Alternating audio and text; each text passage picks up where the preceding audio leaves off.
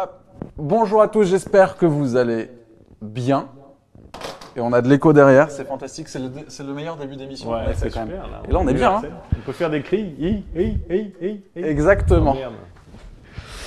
Hop. Tu vois, c'est le côté un peu artisanal de cet appart. Il y a un peu Ouais, le c'est côté bien. parfois faux C'est départ, bien, tu c'est vois. Mais maintenant on y est. C'est J'espère le que plaisir vous allez un peu de bien. la radio et tout ça. Ouais, il y a un peu les deux, tu vois. Radio amateur. Tout ça. Exactement. Mais le c'est côté très un- impressionnant quand même ton installation. Bah ouais, du coup, j'avais envie de m'amuser et de tester ça. Et du coup, je suis ravi parce que c'est la dernière. Tu le sais ça? C'était un Ouais, peu mais le l'année guest. prochaine, il va se passer Je autre sais chose. pas, pour l'instant, On il n'y sait a pas rien de quoi. prévu, on ne sait pas. Je suis ravi que tu sois là, surtout qu'on avait commencé avec Elliot Lepers. On finit avec toi, une espèce de culture du tank, même si incroyable. j'y suis plus, qui est encore là, qui est présente, tu vois, qui est au fond de notre petit cœur. Une sorte de matrice, ouais. Exactement, je crois que c'est hyper important. Je suis ravi que tu aies accepté d'être mon dernier invité du coup cette saison. C'était un test pour moi, conversation. Et on va apprendre à te découvrir, on va apprendre à savoir qui tu es. Ouais. Ah ouais, je vais m'allonger C'est sur le côté un peu divan, canapé, ouais. tu vois. Ouais, c'est le côté un peu. Exactement. Tu t'appelles Nicolas Van Bremerch. Ouais, Certains t'appellent Versac. ouais. Euh, C'était mon pseudo, ouais, sur Internet pendant longtemps. C'est encore sur Twitter. Ouais. Ouais. On va apprendre à te découvrir justement. Qu'est-ce que tu as fait sur Internet? Pourquoi? Comment? Aujourd'hui, on te connaît peut-être beaucoup plus pour être un peu. Donc, tu as 10 000 casquettes. Ta casquette sur laquelle on te connaît le plus, c'est directeur et fondateur de Spin Tank, Ouais. qui est une agence de communication. Alors, je sais qu'à partir du moment où on dit ça, on peut mettre à peu près tout Ouais, n'importe quoi. Donc, ouais. on va essayer de comprendre un peu mieux ce que c'est Spin Tank. Et puis, tu es aussi le fondateur du Tank. Le Tank, c'est un lieu à Paris. Avec à la fois ton agence qui est dedans, et puis tu t'es entouré de plein de personnes, des freelances, des créateurs d'entreprises, des petits jeunes qui n'en veulent. Et des vieux aussi. Des vieux Et aussi. il y a des vieux aussi maintenant? Oh, Ça a changé. Il y en a qui ont Ça. plus de 40 ans. Oui, mais c'est des jeunes dans leur tête. Ouais. C'est des créatifs. On va essayer de découvrir tout ça. Déjà, comment ça a commencé tout ça? Donc, tu as commencé par bloguer, mais avant de bloguer, c'est avant, quoi ça a l'étape même d'avant? commencé avant, en fait. En fait, moi, j'ai une carrière professionnelle qui est mélangée. Moi, j'ai fini mes études en 97-98. Tu sortais de HEC, c'est ça? Ouais, j'ai fait une école de commerce à HEC et c'était une période intéressante. Et moi, j'ai découvert Internet sur le campus. Je ne savais pas trop quoi faire véritablement en sortant. J'ai fait une majeure dans l'entrepreneuriat, en fait, ce qui m'intéressait. Je ne savais pas exactement quoi faire, mais quand je suis sorti, il y avait ce truc qui s'appelait Internet, qui était assez intéressant. Quand j'étais sur le campus, vraiment tout le monde s'en foutait d'Internet. Vraiment, Ok. quand j'étais étudiant, faut vraiment, Ouais, tu l'as on dit, hein, était très très 97. peu. Donc, Il y avait voilà. un autre co-religionnaire sur le campus qui s'intéressait beaucoup à tout ce qui était technologie web, etc., qui s'appelait Loïc Lemer, qui Ok. était une année au-dessus de moi et qui avait créé une web agency, Déjà un à l'époque. hébergeur, etc. Déjà quand il était étudiant en 96. Moi, à l'époque, j'étais au bureau des élèves, on organisait des soirées, etc. Et en sortant, pendant 9 mois, j'ai fait du conseil en essayant de chercher un petit peu ce que je voulais faire. Et très rapidement, j'ai créé une start-up à l'époque. Mais puis après, j'ai mené une carrière à frontière d'Internet, de l'innovation, etc., à terme professionnel. Et en même temps, j'ai toujours tout de suite été dans le web politique. C'est ça. Tu as une double casquette ouais. là-dessus déjà sur Internet. Dès et que la j'étais politique. étudiant. Ma première baffe étudiant, c'est Usenet, c'est les newsgroups qui parlent de politique et d'économie, c'est le fait qu'on peut débattre, voilà, et c'est une utilisation d'utilisateurs dingue, des mecs qui discutent en ligne avec des discussions hyper intéressantes de profs d'éco, de profs de sciences politiques sur des newsgroups, etc., avec des gros trolls, des flame wars, etc., sur tous les sujets polémiques et imaginables. Etc. Mais alors, à l'époque, quand tu avais cette double casquette entre Internet et la politique, est-ce que dans les milieux politiques, tu devais passer pour un ovni absolu? Ah non, j'étais pas dans les milieux politiques. Moi, Non, je mais bouffais du forum. Ça D'accord, m'intéressait ok. pas. Alors vraiment, aller Les faire du partis parti et compagnie, politique, c'était ça, pas du tout d'accord. ma culture. Ça m'intéressait pas. L'inscription traditionnelle, voilà. Et j'étais dans un milieu. Enfin voilà, je travaillais, etc. Et en même temps, j'avais une pratique d'utilisateur des réseaux, de discussion, etc. Et ce qui fait qu'assez naturellement. En 2000, le premier moment où ça c'est un peu où je suis passé à l'acte de discussion sur des newsgroups, sur des forums, sur des zones, etc., où on discutait. Donc là, au tout début des années 2000, fin des années 90, début des années 2000, il y a un mouvement politique qui s'est créé en 2001, qui était en fait au début un club de réflexion ouvert monté par Christian Blanc, qui s'appelait l'Ami Public, Ok. qui est devenu Énergie démocrate, qui était le premier mouvement politique qui était un peu positionnement un peu Macron aujourd'hui, tu vois, un peu social-libéral, un peu centriste, un ancien rocardien qui essaie de monter un truc pour réformer un peu le pays avec une figure d'un gros caractère, etc. Et sur un mouvement très ouvert qui préfigurait ce que pouvait être du grassroots digital, puisque tout se passait beaucoup autour de forums de discussion sur le site web de la vie publique. On avait 15 000 personnes quand même qui ont participé à ce truc-là, et on parle d'un truc en 2001, qui a mené jusqu'en 2002. Post-bulle Internet voilà. quand même. Donc malgré toute la désillusion Moment de la retournement de la bulle. compagnie, Moment retournement de la bulle. Moi, j'avais planté ma start-up. J'avais fait une première start-up. T'as pas fait comme tout le monde, t'as levé... pas fait du cash à ce moment-là avec beaucoup de VC. Si, bien sûr. Je me suis incubé. J'ai levé du blé chez Pinot Printemps Redoute. Je m'étais incubé chez eux. C'était une histoire très compliquée, etc. Mais déjà à l'époque, ça a fait grand groupe s'intéresser aux startups. Ouais, bien sûr. Moi, j'étais dans l'aventure de PPR Interactive à l'époque. J'allais à tous les First Tuesday. J'étais très à fond dans l'univers startup de cette époque-là. J'avais créé une boîte, j'ai embauché une vingtaine de personnes, viré une vingtaine de personnes quand la boîte s'est plantée, à 23 ans, donc c'était assez intéressant. Ouais, belle expérience. Donc j'avais appris un peu ce que c'était qu'une start-up dans les canons de la start-up. Et en parallèle, quand j'ai planté la start-up, c'est là que je suis rentré, que je me suis inscrit dans le mouvement de Blanc. J'étais reparti avec des associés d'un cabinet de conseil en stratégie et un capital risqueur pour monter une boîte de venture consulting. Et je montais la filiale Internet de l'Argus de l'automobile. Okay. Et en même temps, j'étais à fond dans le mouvement politique. Voilà. Et en 2002, j'ai arrêté la start-up de la filiale Internet de l'Argus et ma boîte de consulting. Je me suis présenté aux législatives dans le mouvement qu'on avait créé avec Christian Blanc, etc. Vous étiez combien à cette époque à vouloir vous présenter? Parce que c'est intéressant finalement de dire que toi, tu voulais pas être dans les partis, tu voulais être quand même dans une notion démocratique de discussion, d'échange, un peu ce qu'on a aujourd'hui avec Slack et compagnie. Ce côté c'est ouvert et chacun discute. Et pourtant, tu te présentes aux législatives qui est quand même une des élections où tu alors c'était assez tactique. En fait, il faut se souvenir d'un truc, c'était en fait l'objectif de la vie publique, il y avait une volonté de renouvellement démocratique et cette perception qu'avec le réseau, il y a un truc extraordinaire qui est en train de se passer, de nouvelles formes d'organisation et de voir comme ça 15 000 personnes qui discutent sur des forums et qui peuvent s'assembler, former des groupes librement, etc. Et en l'espace de quelques mois, on avait formé un groupe qui avait, un peu comme ça se fait aujourd'hui sur Macron, je pense que c'est assez intéressant ce qui se passe, mais à une échelle, c'était il y a 15 ans, quoi, donc c'était autre chose. On avait comme ça créé une soixantaine de groupes locaux, très libres et très coordonnés, sous la forme vraiment d'un réseau. Il n'y avait pas du tout de coordination centralisée, etc. C'était assez vivifiant. Et puis après, il y a eu le 21 avril 2002, je me souviens, Marine Le Pen et tout ça, machin chouette, Jacques Chirac réélu, et là, en fait, on s'est dit, il faut qu'on se transforme en un mouvement politique plus fort, qu'on aille peser. Donc, on a créé un parti, on s'est présenté aux législatives. On a été, je crois, 35 candidats. Ce qui, si tu veux, sur un truc qui existait depuis quelques mois, etc., c'était assez marrant. Qu'est-ce que tu as appris? Moi, je me suis présenté dans le 15e face à Anne Hidalgo et Édouard Balladur. J'ai perdu. Et j'ai fait 1,75%, donc j'étais assez content. Voilà. Pas loin d'un millier de voix, tu vois. Voilà, c'était hyper intéressant. Une campagne éclair d'un mois, puisqu'on avait décidé, tu vois, après le 21 avril, tu vois, tout début mai, on avait décidé de se lancer. Et les élections, c'était en juin, donc en à peine un mois. Passer de rien à quelque chose. Qu'est-ce que tu as appris finalement de passer de toutes ces communautés en ligne au terrain? Parce que vous avez dû faire du terrain. Ouais, bien sûr, on a fait du terrain. Après, en fait, moi, je me suis rendu compte que ce qui m'intéressait, c'était pas du tout de me faire élire et d'être dans cette dynamique-là. C'est pas celle qui m'intéresse moi. C'est pas, voilà, que en revanche, le lien, l'animation de communauté, le lien démocratique en ligne, comment est-ce que se recomposent des groupes, comment circulent des idées, comment est-ce que la forme du réseau peut prendre, etc. C'était vraiment ça qui m'intéressait.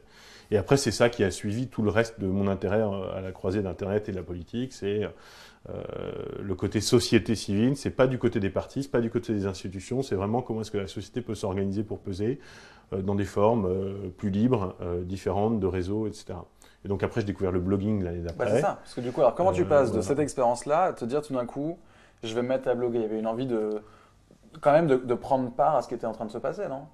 Ouais, bien sûr. Moi, j'étais déjà, tu vois, très actif en ligne sur des forums de discussion. Monter un blog, c'est pas même, parce que finalement, il y a un côté un peu marketing de se mettre en avant. Oh non, pas à l'époque. À l'époque, c'était vraiment l'idée d'expérimenter le truc. Okay. Moi, j'ai découvert, à peu près à la même époque, j'ai découvert les premiers blogs américains, notamment après le 11 septembre 2001, où, voilà, comme pas mal de gens, j'étais dans une sorte de frénésie d'information, ça m'intéressait.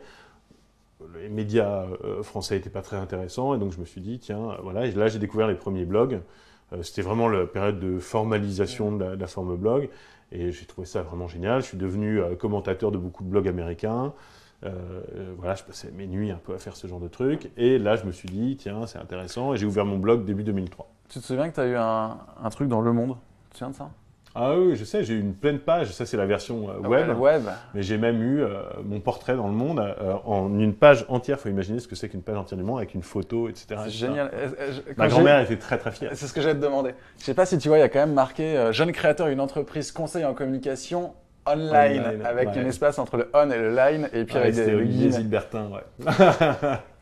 C'était quand même fou, des quoi. qualités, des défauts. Non, voilà. Ce portrait était voilà, bon, c'est toujours sympa d'avoir son portrait dans Le Monde, etc. Non, et puis après, de 2003 à 2006, 2007, pourquoi grosso Versac, modo, d'ailleurs voilà. Versac, c'est compliqué. C'est en fait c'est le bout d'un anagramme de mon nom. D'accord. Qu'on avait fait quand on était gamin, et c'était mon pseudo. C'était mon pseudo, comme tu vois, comme tu utilises Dark Warrior 64, toi, ou Évidemment, tous les ou, jours. tu vois, voilà, quand tu vas faire du gaming dans des jeux de baston, et ben moi j'utilisais Versac puisque c'était un bout d'un Et anagramme. finalement, c'était beaucoup plus court que Van Bremer. Ouais, parce que Nicolas Van Bremer, j'avais beaucoup avec trop de lettres. E, Voilà. SCH, il y avait. C'est trop compliqué. Voilà. Et du coup, c'est resté. Et puis, c'est un personnage d'un roman libertin du XVIIIe siècle, D'accord. qui est un personnage très désagréable, qui s'appelle le Marquis de Versac, qui est un personnage absolument détestable, mais voilà, que je trouvais assez sympa, en fait. Voilà. Puis ça sonne bien, les gens s'en souviennent. Voilà. Du coup, cette expérience du blog t'a plu?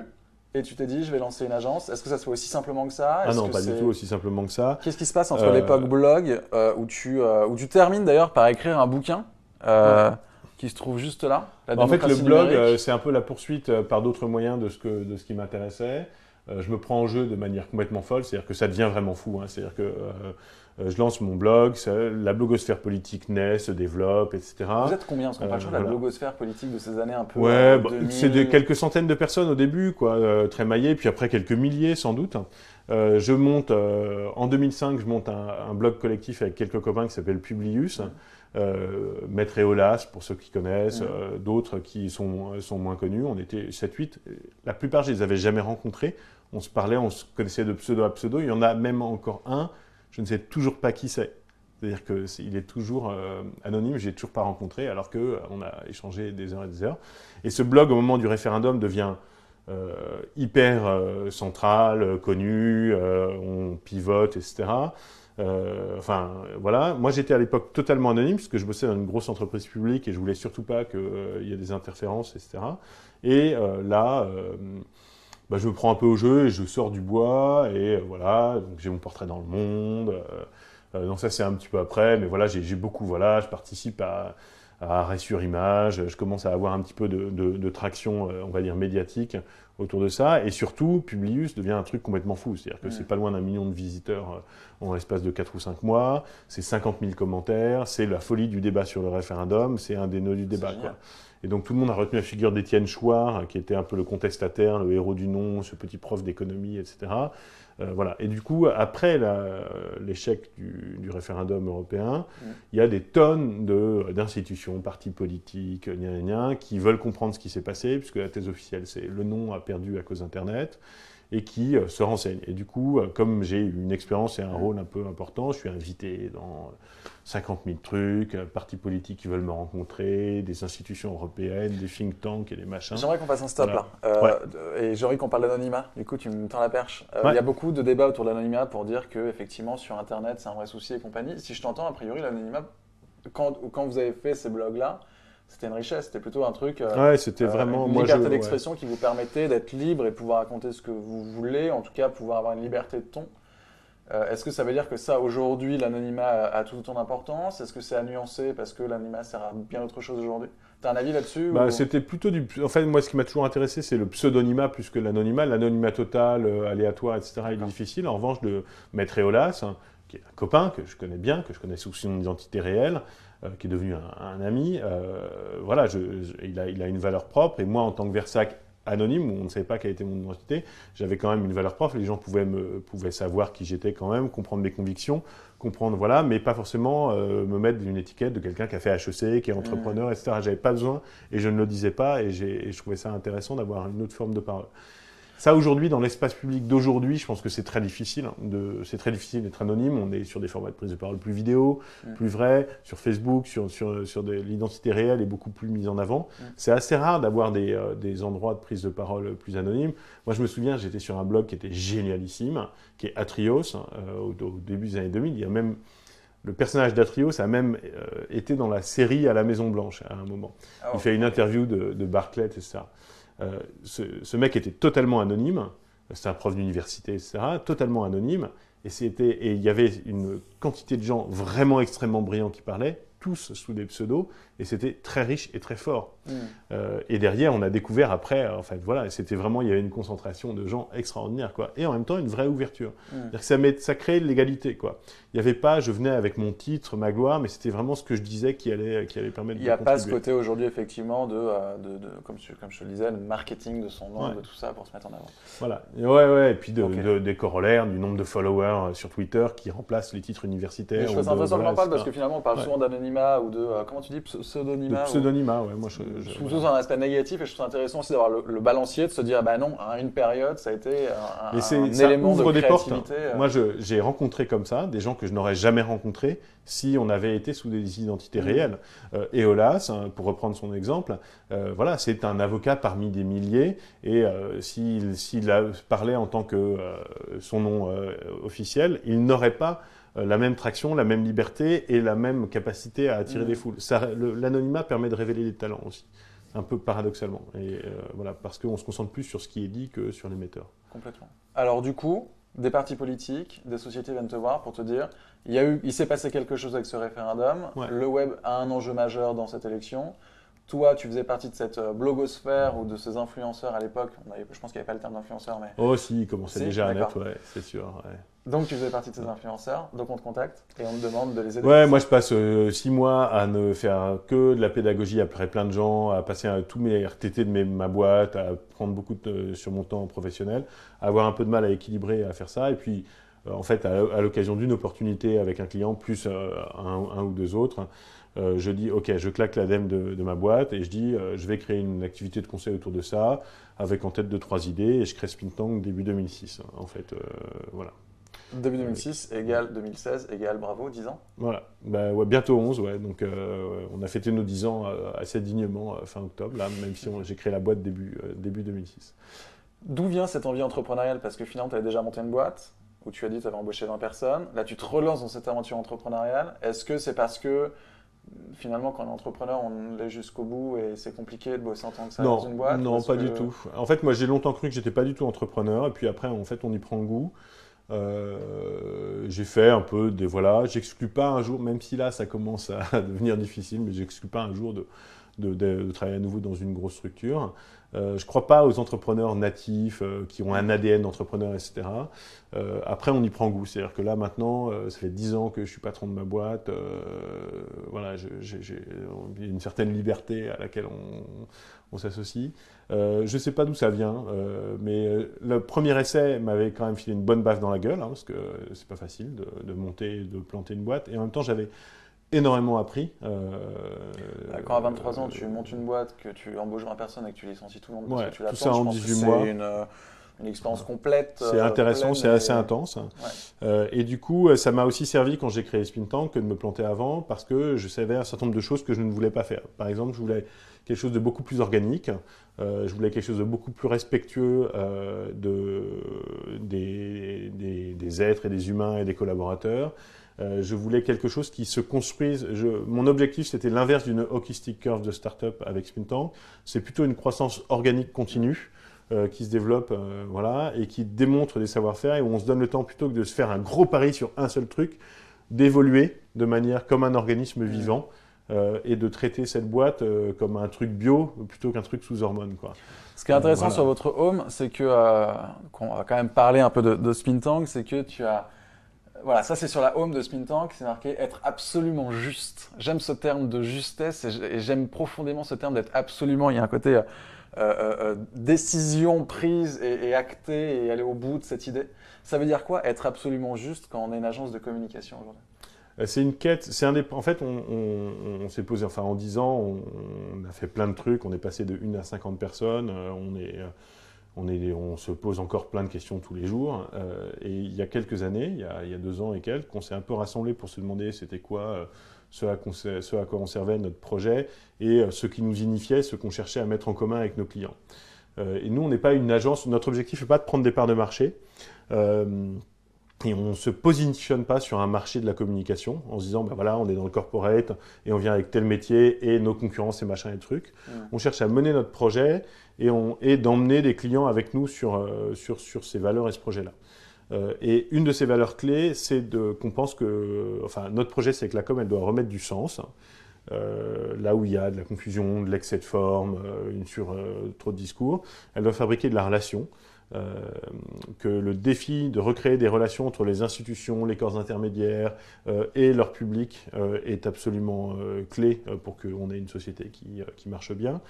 Et puis, elle doit se mettre en mouvement. Grosso modo, on est sur des boîtes et des sociétés qui sont extrêmement figées et le numérique peut contribuer à recréer ça. Et une des manières de faire, c'est de rechercher de la justesse. Et nous, on essaie de se l'appliquer, on essaie d'être juste, on n'est pas en train de... On essaie de ne pas être en train de raconter partout, tout le temps, qu'on fait des trucs déments, machin, d'être survendeur vis-à-vis de nos clients, etc. On cherche une voie étroite de justesse, d'excellence. On cherche à faire des trucs vraiment bien avec des clients qui ont des problématiques complexes, mais on essaye d'être juste. Et donc, voilà, c'est un truc un peu janséniste, pas forcément très sexy, mais je pense qu'il vit bien dans la boîte maintenant. Voilà, c'est des compromis. On est assez pragmatique dans la boîte aussi, par ailleurs. On n'est pas des ayatollahs radicaux. On essaye d'œuvrer à doucement et progressivement apporter une forme de justesse dans un monde qui est souvent dans la putasserie intégrale. Enfin, le monde du web et de la com et du numérique n'est pas toujours voilà, dans quand la on pense simplicité communication et la sur Internet, justesse, on pense aux nanas à poil, aux chats, aux gifs, aux mèmes, voilà. tout d'un coup, quand on est une agence à de l'économie corrompue des youtubeurs et des marques, etc. Et donc, tu vas jusqu'à voilà. l'économie corrompue des youtubeurs. Ouais, bah oui, il faut en dire un peu. Non, mais il y a une économie du spectacle, etc. Et nous, on essaye justement d'être à la marge intelligente de ça, quoi. Voilà. Puis on est sur des sujets un peu sociétaux complexes et relous avec des grosses marques et des grosses entreprises qui sont pas forcément très très funky, sexy. On vend pas des parfums. Oui, c'est ça. Vous avez quand même la fête de la musique, vous avez quand même on a aussi la fête des choses hyper sexy et hyper sympas aussi. Quand on regarde sur ton site, deuxième mot-clé que j'aime beaucoup, qui décrit un peu mieux ton écosystème, c'est tu parles d'un monde liquide. Alors ça veut dire quoi un monde liquide aujourd'hui ? Ça veut dire qu'aujourd'hui on n'a plus prise sur ce qui est en train de se passer, ça veut dire que ça bouge beaucoup, ça veut dire que... Comment tu le décris, ce monde liquide? Comment tu arrives à prendre prise là-dessus? C'est une métaphore qui nous plaît beaucoup, et qui me plaît, et puis après, que je pense dans la boîte, on a pas mal adopté parce que je la trouve assez juste et parlante. C'est une métaphore qui vient d'un sociologue polonais qui s'appelle Zygmunt Bauman. Ça fait un peu chic de dire ça et ça. Il écrit des bouquins parfois un peu obscurs et compliqués, mais il arrive à trouver, il a des éclairs comme ça de métaphores et d'explications qui sont assez fascinants. Voilà, en fait, la liquéfaction, c'est notamment la disparition des structures et des institutions, les corps intermédiaires, les partis politiques, toutes les institutions de représentation et les processus qui ont été établis, qui en fait se désagrègent sous la poussée du flux et du mouvement qui les entoure, quoi. Et pour simplifier et le dire de manière assez rapide. Et pour moi, c'est assez parlant, et notre vision, elle est vraiment là. Pour nous, la technologie n'est pas un outil.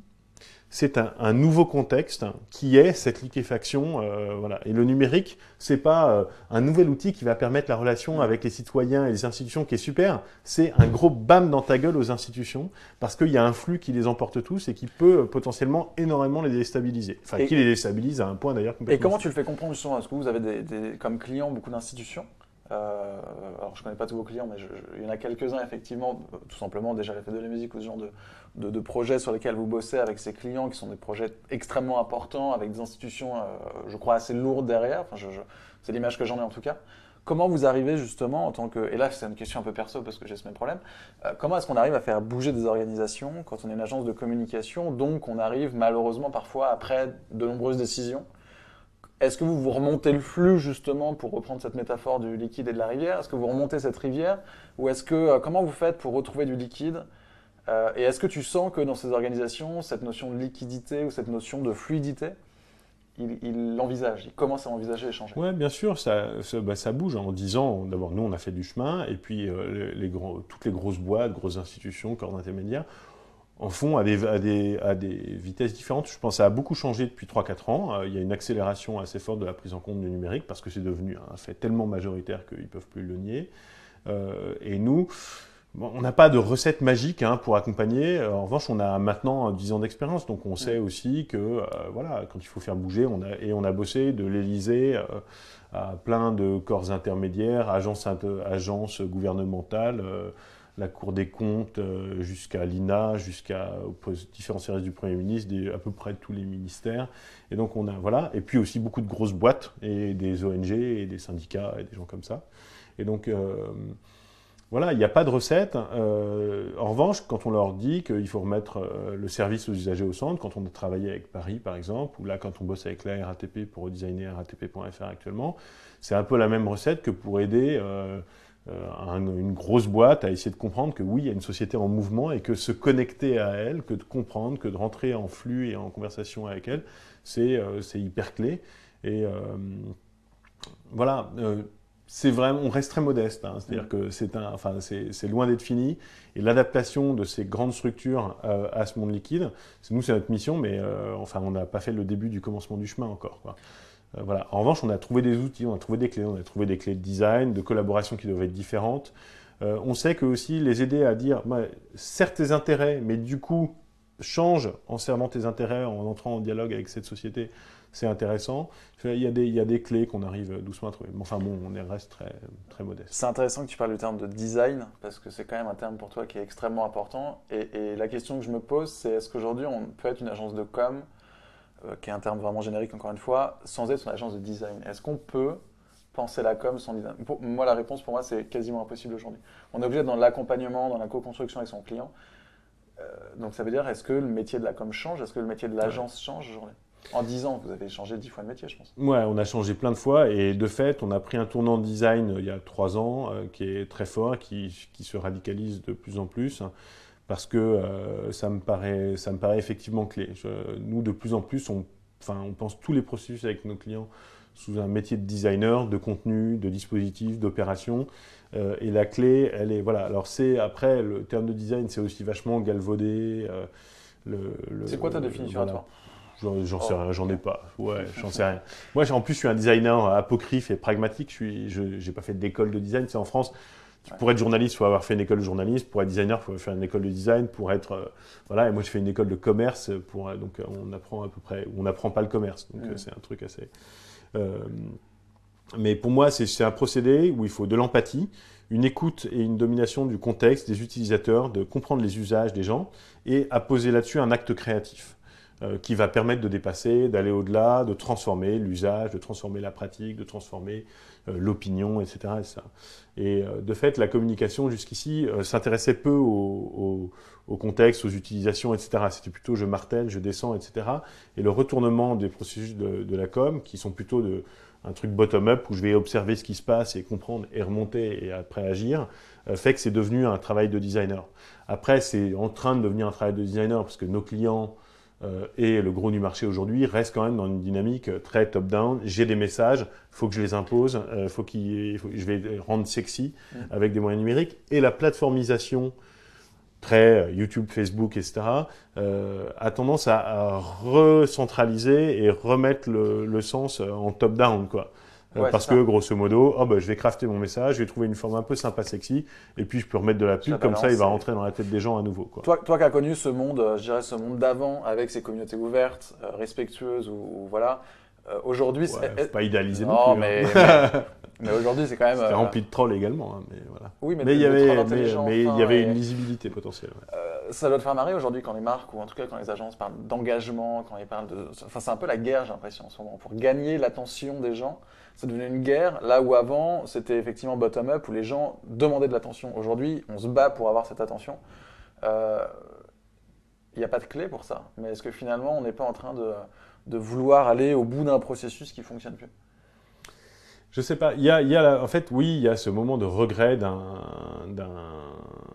il y a eu un temps qui était le temps du web, qui était un temps de grande ouverture d'opportunités. C'était vraiment, enfin, tu vois, il s'est passé pendant 15 ans un truc où n'importe quel challenger pouvait tout d'un coup. Moi, j'étais anonyme, je suis arrivé jusqu'à 400 000 visiteurs uniques sur mon blog par mois, alors que personne ne savait qui j'étais, out of sur nowhere. Une audience globale qui était quand même beaucoup moins grande qu'aujourd'hui. Ouais, sans dépenser un centime d'euro de rien, etc., dans un truc très, très organique, quoi. Et puis enfin, j'écrivais pas des articles 5 recettes pour gna gna gna.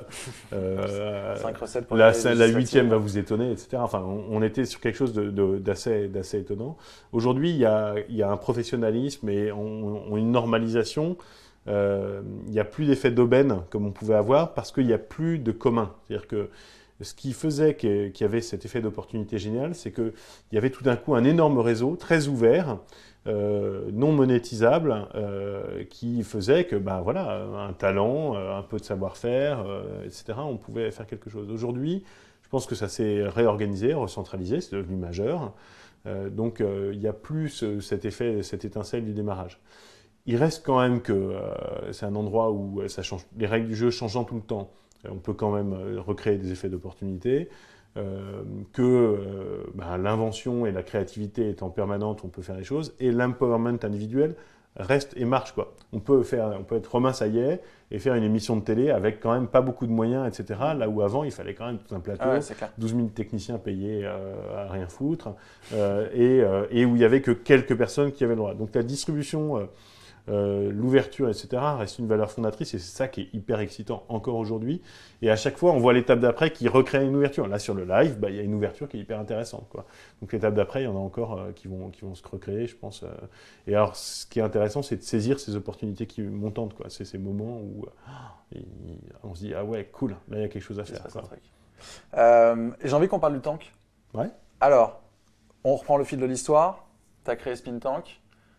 Spin Tank aujourd'hui a 10-11 ans, mais il y a 2 ans. Mais pour moi, c'est plus vieux que ça en fait. Ouais, on avait fait une version bêta du tank dans nos anciens bureaux en 2011.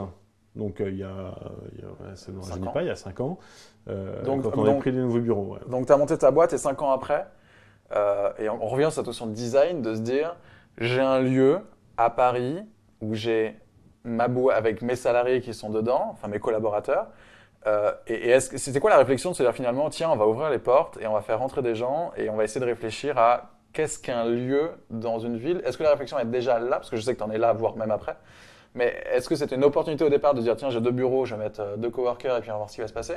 Ou est-ce que très vite tu t'es dit, il se passe un truc, j'ai un lieu, j'ai envie de l'ouvrir, j'ai envie de comprendre, j'ai envie une réflexion presque politique finalement, que tu Ouais, c'est pas politique, si politique pas en mode que ça. Politicienne, mais politique d'organisation de la ville et de... Non, l'impact sur la ville, moi je suis très modeste parce que je pense qu'on ne peut pas faire grand-chose, on peut faire peut-être des petits trucs à l'échelle de notre quartier. La réflexion était double. Grosso modo, il y avait l'essor du mouvement du coworking. Alors en 2011, c'est très naissant. À Paris, il devait y avoir 3-4 espaces de coworking qui se battaient en duel, qui est un phénomène intéressant, vraiment issu du numérique, de cette logique, enfin du web, de cette logique de réseau, de gens qui ont besoin de s'assembler librement et qui viennent avec les règles du web dans la vie réelle. Ça je trouvais ça intéressant. J'avais vu dans d'autres modèles. Et je trouvais dans le modèle du travail, je trouvais ça intéressant. Du commun, mais physique. Ouais, et puis de la mise en commun de ressources, puis la nécessité de se concentrer, qu'on voyait beaucoup dans les communautés de développeurs aussi. Participer à un barcamp en 2007 qui m'avait pas mal marqué. Puis après, en 2008, j'ai fait la mission Obama où on était allé observer. On avait participé à un barcamp de mise en commun de toutes les équipes qui avaient participé à la campagne d'Obama. Donc 500 personnes qui, en mode libre, etc., après avoir travaillé à distance, de manière numérique, etc., se disaient, tiens, on va se mettre en commun, faire un grand débriefing très libre en format, tu vois, barcamp, c'est pas d'agenda, etc. Toute cette logique-là, en fait, j'avais envie de la prolonger dans un lieu. Et l'autre truc qui est un des partis pris clés, c'est que je pense que Spin Tank, si on recrée un modèle qui est celui de l'agence traditionnelle, on ne peut pas donner des leçons à nos clients, les accompagner si on est exactement comme eux ou comme les agences de com habituelles. Et donc il y a la recherche d'autres formats de travail. Et c'est pas juste qu'on a 50 salariés qui fait notre force. Évidemment, il y a des collaborateurs qui sont salariés, qui sont en CDI, qui bossent, etc. Et qui sont des talents, qui sont des talents clés, qui sont des assembleurs, etc. Mais une de nos autres forces essentielles, c'est notre réseau qui nous entoure, notre actif, notre capacité à capter, à expérimenter et à fabriquer d'autres liens que simplement un lien de « Hey, salut, j'ai besoin d'un site web, je cherche un développeur, j'ai besoin de fabriquer une vidéo, de faire une photo, j'ai besoin d'un article, j'ai besoin de ceci, etc. Viens bosser pour moi et mon client. » Ce qui est un peu le modèle d'agence traditionnelle. Et donc, on cherchait à mettre en commun quelque chose d'autre avec notre écosystème, d'avoir une contribution positive. Voilà. Et donc, on a testé pendant 3 ans un petit coworking, 15 personnes, en commençant à faire 2-3 événements par-ci par-là sans vraiment avoir le temps de le faire. Et puis, on s'est dit, qu'est-ce qu'on fait ? Est-ce qu'on approfondit en grandissant ? On devait déménager ou bien virer les coworkers de chez nous. Et on s'est dit, non, maintenant, on va faire un truc à plus grande échelle. Et donc, il y a 2 ans, tu décides de monter le Tank. Donc, il y a 3 ans, je décide de monter le Tank. Le temps qu'on cherche les bureaux, qu'on fasse les travaux, qu'on investisse, etc., qu'on monte le projet, etc. Et on a ouvert le Tank il y a 2 ans, en décembre, puis inauguré en janvier 2015.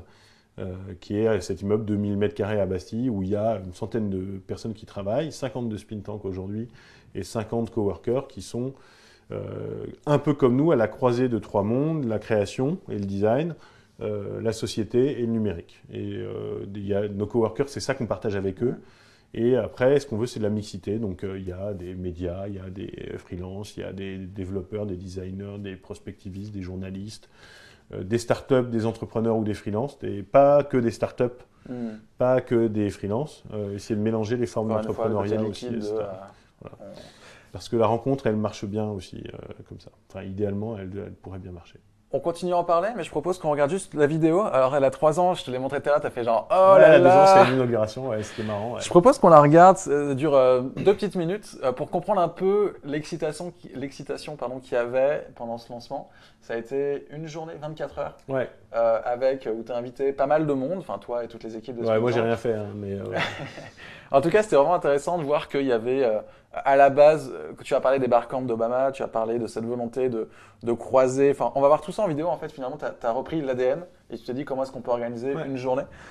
On regarde ça et puis on parle après du Tank.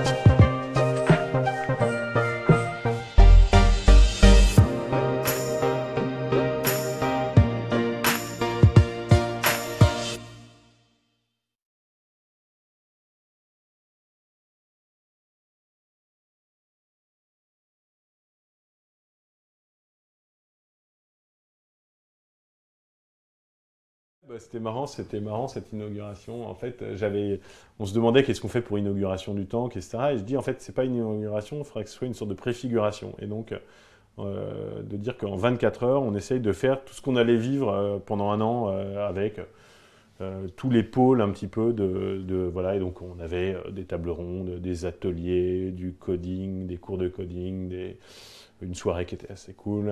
Le Il y lendemain, avait des Studio cours de 404, des cours de cuisine. cuisine avec la belle assiette et essayer de mélanger aussi les profils. Je pense que c'était bien. On a fait des tables rondes qui étaient super chouettes. Voilà, il y a Studio 404 qui était venu enregistrer son podcast. Ils sont toujours là, ils le font encore souvent. En même temps que. Enfin voilà, c'était un peu fou. Et l'idée de faire 24 heures non-stop, en fait, on a triché. On a arrêté de 5 heures du mat à 9 heures du mat. Ouais. Et je me souviens que je faisais voilà. les photos et que j'étais parti il y Ouais. a 4 heures, je crois. Et le temps est dans un état, mais absolument Ouais, dégueulasse. parce que la soirée était vraiment bien. Hein. Ouais, c'est une très bonne Et soirée. le lendemain, on avait des cours de coding pour les enfants, là. Ouais.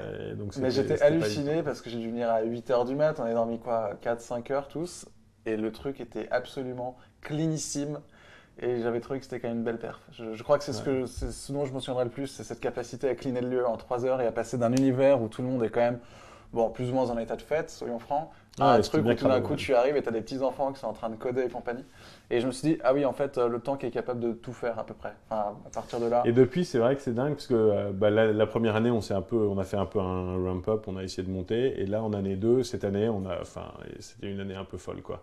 Il y a eu plus de 220 événements, entre des ateliers professionnels, des conférences, à peu près tout, des meet-up et des barcamps à plus savoir qu'en faire. Beaucoup de hackathons là, cette année, on a fait une quinzaine de hackathons, je pense aussi. Donc il s'est passé, voilà, enfin il y a eu une année assez dense, en plus du coworking quotidien et du fait que tous les jours il y a des gens qui bossent et qu'il faut tenir la machine à café, un internet un peu solide, offrir des infrastructures chouettes à plein de gens qui passent, qui vont, qui viennent et ça. Donc ça T'es passé il y a quelques jours dans Soft Power, qui est une émission sur France Culture, pour parler justement de cette notion de lieu, et j'aimerais qu'on termine là-dessus, il nous reste un petit 20 minutes, un petit quart d'heure même. Ça fait quoi aujourd'hui? Enfin, j'en parlais un peu, c'est vrai que tu as un peu éludé la question en disant finalement on n'est pas grand-chose, même si on a un lieu dans une ville et on n'a pas un impact réel. Je suis pas vraiment d'accord avec toi, je trouve qu'il y a un impact quand même à avoir un lieu, à le faire vivre, à créer du commun, comme tu dis. Aujourd'hui, est-ce que quand tu as lancé le tank et aujourd'hui, en 2 ans, qu'est-ce que tu as appris d'avoir un lieu et d'accueillir un nombre de personnes incroyables qui sont quand même des bureaux. Enfin, je pense que en tant qu'entrepreneur ou en tant que toi, Nicolas Van Bremerge, le fait de se dire, il y a 10 ans, j'avais l'idée de monter une agence parce qu'il se passait il y avait une traction, il y avait un truc, j'ai monté un truc qui part quand même, à mon avis, d'une feuille blanche. À aujourd'hui, j'ai un lieu à Paris qui était une prise de risque parce que chaque fois il y a des prises de risque. Ça marche, il y a des gens talentueux qui passent, j'ai une équipe de 50 personnes, il y a 50 personnes qui bossent dans des bureaux à qui j'ai permis d'avoir des situations de bosser, de collaborer, de créer de la valeur. J'ai réussi à créer du commun. Enfin, comment ça se passe? Est-ce que tu t'attendais à ça et qu'est-ce que tu as appris de toute cette aventure-là? En fait, je ne savais pas vraiment, j'avais une intuition quand on a recréé le tank en version big là, et quelques envies. Je ne savais pas du tout la forme que ça prendrait pour de vrai et je n'intuitais pas du tout ce qui allait vraiment se passer. C'est-à-dire que je venais avec mon réseau, des idées, des communautés, des gens que j'ai envie de faire venir. En fait, ce n'est pas du tout ces gens-là forcément qui sont venus, même si là, il y en a d'autres qui reviennent. Là, on a Laurent Mauriac, ex-fondateur d'Euro 89, vieux copain depuis 10 ans, etc., qui a créé BriefMe, qui est chez nous. Mais ça, je n'anticipais même pas qu'il viendrait, finalement. Et en fait, c'est compliqué. Il y a plein de choses. Et en plus, la question des lieux, de l'innovation est une question qui m'intéresse énormément. Je suis allé visiter énormément. Dès que je peux, aller faire un petit tour à l'étranger. Voilà, je fais un long voyage aux États-Unis pendant 3 semaines en 2014 pour aller observer ça en préfiguration du tank et tout ça. Et partout en Europe, les coworking, les hackerspaces, les incubateurs divers et variés, les Fab Labs. On finit même un peu par s'y perdre parfois. Voilà. Et puis dans tous les trucs qui sont hybrides entre tout ça, je trouve m'intéresse et c'est des endroits, voilà. Et puis j'aimerais bien essayer d'écrire un bouquin là-dessus, mais voilà, ça fait partie des bouquins que j'aimerais écrire, c'est comme plein de choses. Nous, très modestement, en fait, là maintenant, on est arrivé il y a un effet un peu d'entraînement et de masse critique, c'est-à-dire que la boîte tourne, elle est rentable, le lieu est rentable, je veux dire, ça va, on a passé le break-even. L'objectif, c'est pas de gagner de l'argent, mais c'est de se maintenir à flot et de pouvoir contribuer. Et donc maintenant, on est aussi à un moment où on peut avoir la liberté de se dire, ok, on va contribuer, on va mener des propres programmations on va nourrir un peu notre purpose. Donc on travaille beaucoup avec des gens qui réinventent un peu la démocratie à leur échelle et à qui on prête ou on organise des choses ensemble, etc. On a aussi pour moi, un truc très important, c'est que j'ai toujours bossé dans des professions intellectuelles, dans des bureaux. Et là, je découvre ce que c'est que de travailler comme ça, avec ces professions-là, dans une contribution dans un quartier. Donc nous, on s'inscrit, on s'enracine dans notre quartier. Et pour Bastille, être, voilà, on est à côté de Bassy, qui est un quartier riche et intéressant, et on essaie vraiment de travailler ce lien, de ne pas être dans une citoyenneté de résidence ou de mercenaire. Je vais au bureau et puis je ressors, mais d'avoir un autre lien. Enfin, moi, c'est un truc que je découvre, quoi.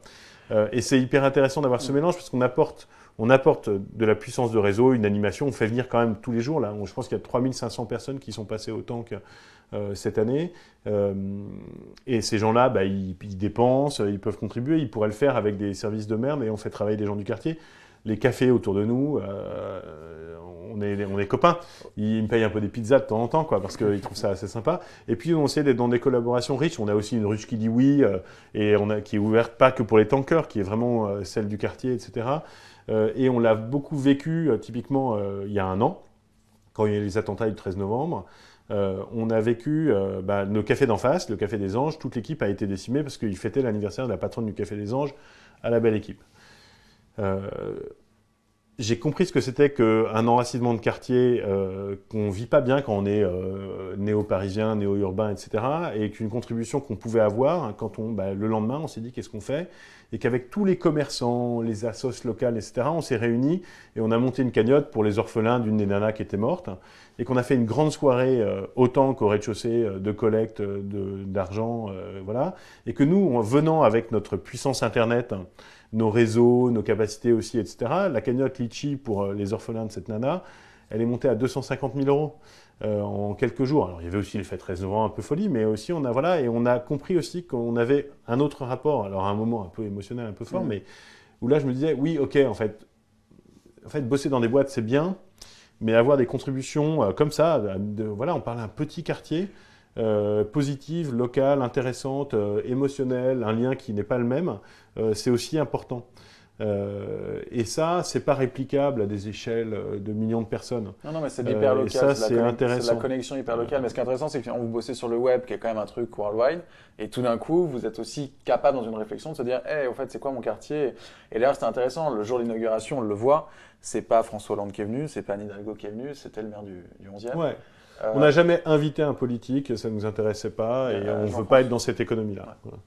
Il y a quelques gains qui sont passés parce que ça fait bien mal. Oui, après on a eu des politiques qui sont venus parce que on a créé un momentum, les gens et tout ça, ils veulent se mettre un peu du numérique sur les épaules, et puis parfois il y a des contributions positives. Enfin, Axel Lemaire est venu pour accompagner, même sans médias, etc., des initiatives qui étaient intéressantes autour de l'open data, etc., des choses qu'on a animées au Tank, et ça c'était chouette. Mais on n'a pas cherché à fabriquer d'autres choses de cet ordre-là. Tu dis que tu voyages énormément pour aller regarder ça, cette notion de... J'aimerais voyager plus, ouais. Est-ce qu'il y a des expériences que tu as vues? Parce que ça, j'en connais plusieurs des copains qui sont là, en train de regarder, et qui réfléchissent comme ça, qui ont aussi des agences de com, qui ont des lieux, que ce soit à Nantes, que ce soit à Paris, ou à Lille, ou ailleurs. Ils ont aussi cette réflexion, et je trouve que c'est un moment en fait, où vous êtes nombreux à penser ça, ou à sentir qu'il y a quelque chose là-dedans de réflexion, de j'ai une agence, j'ai une boîte, mais c'est un local qui est beaucoup plus large, qui est dans une ville, qui est avec un écosystème, qui est comme tu l'as très bien dit. Est-ce qu'il y a des endroits dans le monde où tu as vu des choses, tu te dis, mais eux, ils ont tout compris? Ou alors, tiens, il y a des trucs vraiment intéressants là-dedans? Non, moi j'ai eu des inspirations très communes ou classiques. C'est Noisebridge, le hackerspace de Mitch Altman, qui est un endroit complètement maboule et génial, mais qui n'est pas c'est pas une expérience réplicable, c'est une expérience inspirante. Un hackerspace total, il file la clé à tout le monde, donc voilà, c'est un endroit de très très grande liberté, mais où il y a de vraies connexions qui se font. Voilà, c'est le web dans un lieu, quoi. C'est assez marrant. Le web où on peut vraiment trouver des gens hyper intéressants, de manière très libre et anonyme, venir contribuer et faire des choses un peu folles ensemble. Et après, c'est quelques plutôt coworking space, un peu communautaire, un peu pas élitiste et humble.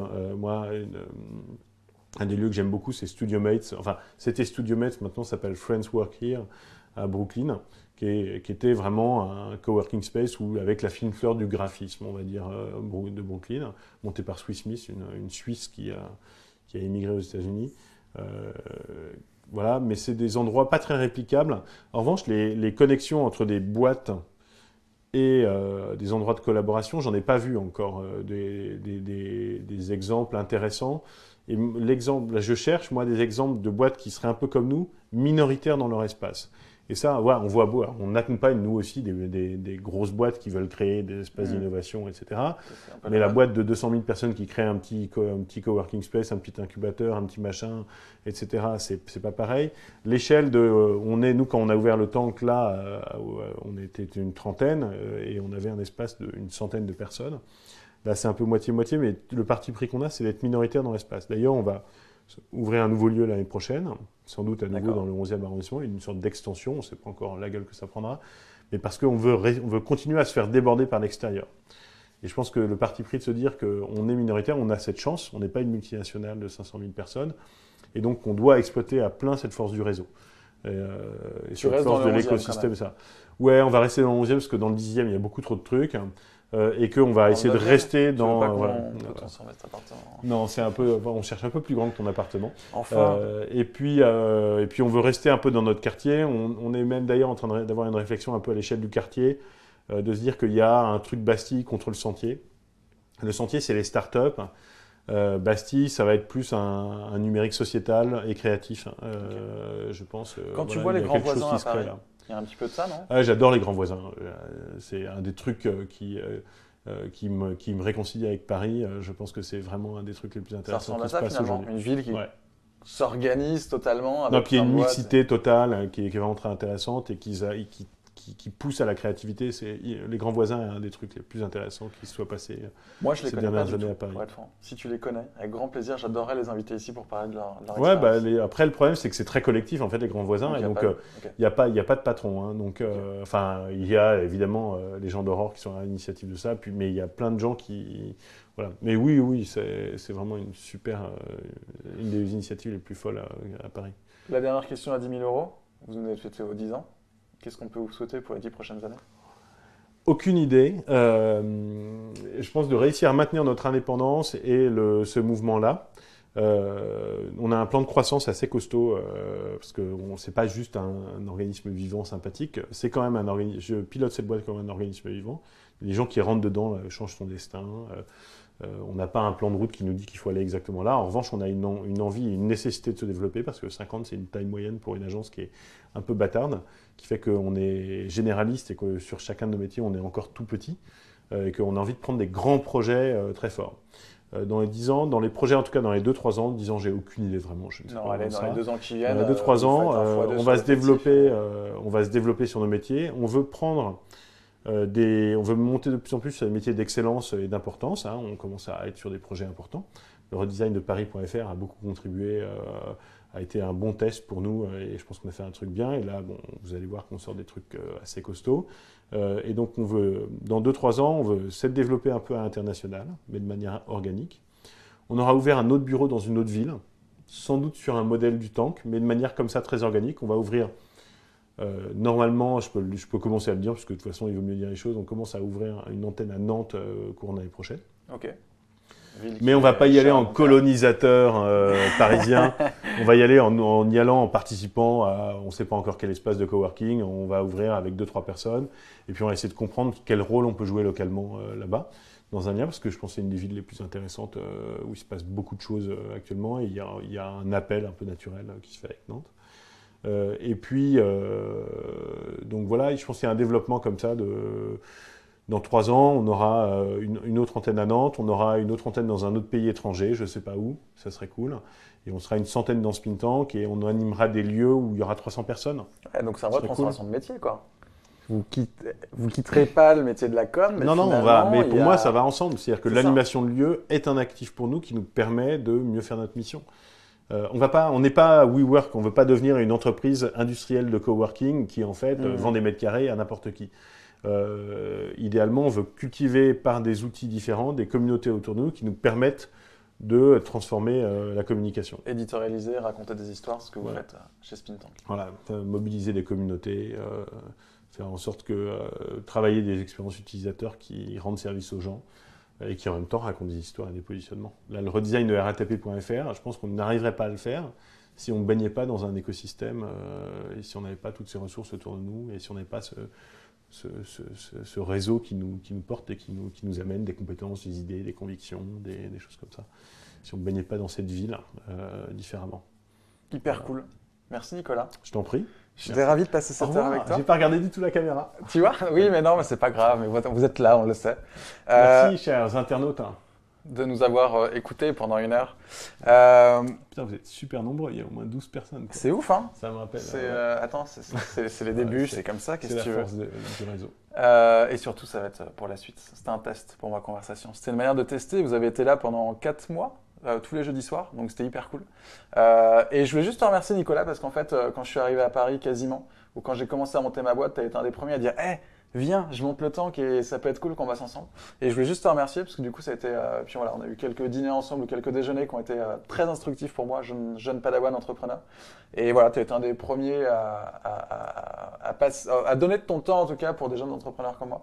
Et je veux juste te remercier parce que c'est toujours très chouette. Et tu fais la dernière émission aussi à dessein. Et merci beaucoup d'avoir accepté ce petit test sur le canapé comme ça. Prochaine de l'année 2017 ouais, où on ne sait pas quoi. On ne sait pas quoi. On ne sait pas. Je vous dis à très bientôt, passez une très bonne soirée, passez des bonnes fêtes de fin d'année parce qu'on a beau dire que Noël c'est demain, bah là c'est quasiment après-demain en fait, donc ça va arriver extrêmement vite, une nouvelle année se prépare, passez du bon temps avec votre famille et nous on se retrouve peut-être, on verra, en janvier. Merci à tous et à très vite. Ciao.